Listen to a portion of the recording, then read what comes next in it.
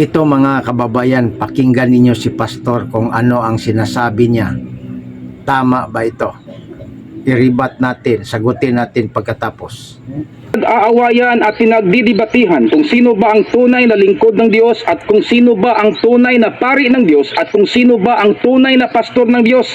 Ayon po nakasulat sa Lumang Tipan na ang mga pari ng Diyos ay mga Levita sa bansang Israel, hindi po sila mga paganong pari. Pero ang tanong, sino naman ang binigyan ng kapangyarihan ng Diyos upang maging tagapamahala sa kanyang iglesia sa Bagong Tipan? Mababasa po yan mga kaibigan sa Episo 4 versikulo 11 na ang binigyan ng authority ng Diyos upang maging tagapamahala sa kanyang iglesia ay mga pastor. Episo 4 versikulo 11. At ang mga pastor na ito ay tinatawag na royal priesthood, mga pari ng Diyos ayon sa unang Pedro 2 versikulo 9. At ang mga pastor na ito na tinatawag na pari ng Diyos ay hindi sumasamba sa mga ribulto o mga diyos-diyusan. Okay, sagutin natin mga kababayan kasi marami na siyang sinasabi. Puntuhan lang natin.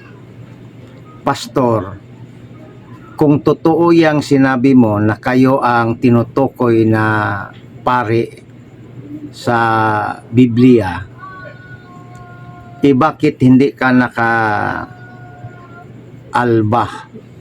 hindi ka naka-istula, hindi ka naka-chawsabol, hindi ka naka-kosak?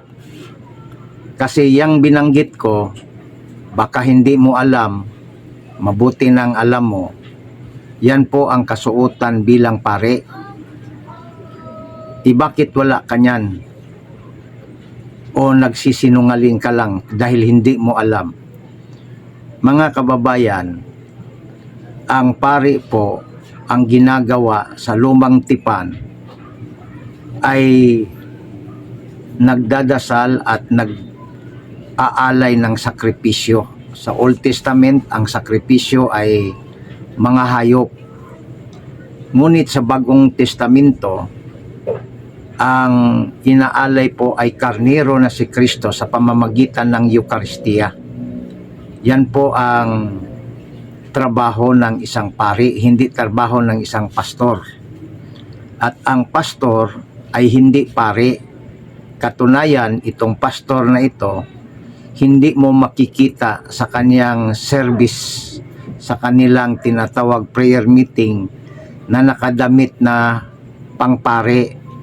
Ang pari po, ito po ang kanyang kasuotan bilang pari kung siya po ay mag-aalay, magmimisa. Una, white alba. Pangalawa, istula. Pangatlo, chawsabol. Pang-apat ay nakakosak o nakasutana. Kaya itong sinasabi ng pastor na ito, kamangmangan sa tinatawag na pagkapari. Si Kristo po ayon sa Hebrew chapter 3 verse 1 ay pangulong pari. Kung pangulo, may pinapanguluhan at ang kanyang pinapanguluhan, ang kanyang mga alagad, ang mga paring mga apostoles. At hanggang ngayon, yan po ang tinatawag na holy tradition na may mga pari sa simbahang tinayo ni Kristo. Ang mga pastor ay kailanman hindi magiging pari. Ang pari pwedeng tawaging pastor.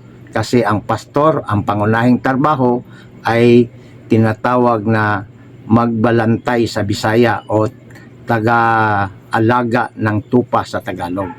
Kaya itong pastor na ito po ay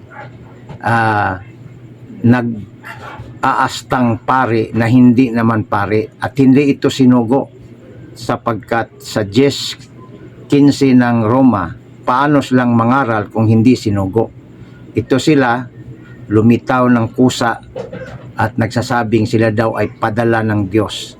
Mali po yan at yan ay kasinungalingan. Yan po ang ating reaksyon. Maraming salamat. Pakishare na rin.